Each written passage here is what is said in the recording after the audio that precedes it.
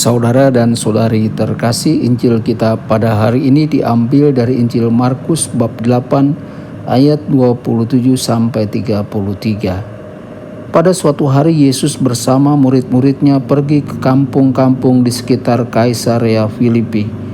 Di tengah jalan ia bertanya kepada murid-muridnya, "Kata orang, siapakah aku ini?" Para murid menjawab, "Ada yang mengatakan Yohanes Pembaptis, ada juga yang mengatakan Elia, ada pula yang mengatakan seorang dari para nabi." Yesus bertanya lagi kepada mereka, "Tetapi menurut kamu, siapakah aku ini?" Maka Petrus menjawab, "Engkaulah Mesias." Dan Yesus melarang mereka dengan keras supaya jangan memberitahukan kepada siapapun tentang Dia. Kemudian mulailah Yesus mengajarkan kepada mereka bahwa Anak Manusia harus menanggung banyak penderitaan.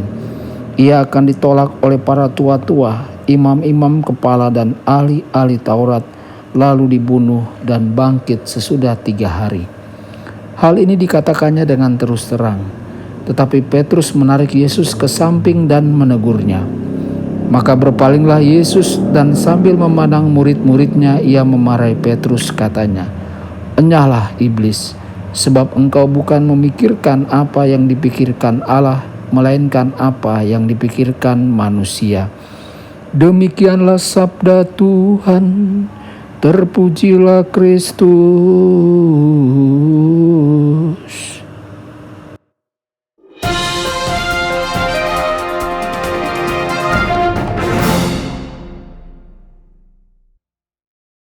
Saudara dan saudari terkasih dimanapun Anda berada, jumpa lagi dengan saya Romo Tedens dalam saluran Warta Kabar Sukacita.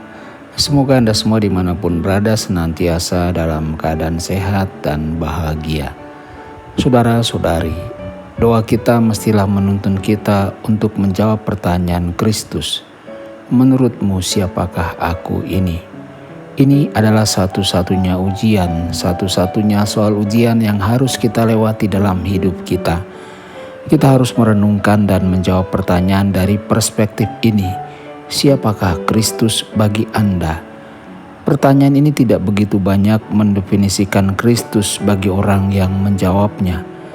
Pengalaman apa yang kita miliki tentang Kristus?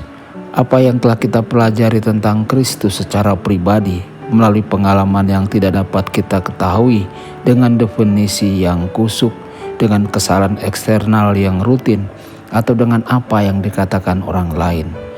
Sejarah Kristus dan sejarah pribadi kita haruslah terjalin menjadi satu bab yang kita bagikan. Saudara-saudari, jika kita memiliki pengetahuan yang sedikit tentang Kristus, jika pengalaman batin kita telah dikalahkan oleh roh duniawi dan materialistis, kita haruslah membawa pertanyaan Kristus ke tingkat berikutnya. Siapakah kita bagi Kristus? Siapakah kita bagi Kristus sebagian besar akan ditentukan oleh siapakah kita bagi Dia dalam doa. Kristus batinia hanya diketahui oleh mereka yang kepadanya itu diungkapkan. Itu tidak akan terjadi hanya dengan pendekatan darah dan daging atau hanya mengikuti arus peristiwa manusia. Kehidupan batin Petrus adalah lahan subur bagi Bapa. Kesaksiannya bukanlah keberuntungan, tetapi merupakan campur tangan ilahi dalam jiwanya yang darinya imannya memperoleh kekuatannya. Sebab daging dan darah tidak menyatakan ini kepadamu, tetapi Bapa-Ku yang di surga. Saudara-saudari, dalam satu saat Petrus mengungkapkan pikiran Bapa.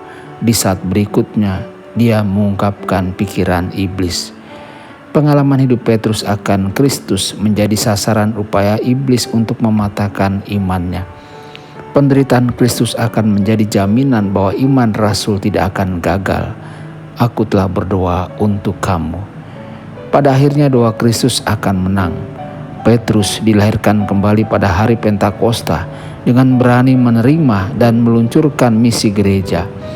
Fondasi interior yang kuat di dalam Kristus pada akhirnya mengarah pada satu pemeriksaan realitas terakhir dari kehidupan rohani. Kesetiaan Kristus akan menopang kita jika kita tetap bertahan dalam pertempuran, jika kita memegang teguh dan tidak membiarkan kenyataan kejatuhan kita menghalangi diri kita untuk maju. Iblis tidak dapat mematahkan iman kita jika kita terus berjuang, dan untuk ini kita selalu harus memiliki tujuan baru untuk memulainya dengan lebih segar. Tuhan Yesus memberkati dan menyertai Anda semua. Sabda Allah adalah kebenaran. Sabda Allah adalah kehidupan. Mari kita mencintainya, mari kita menghayatinya.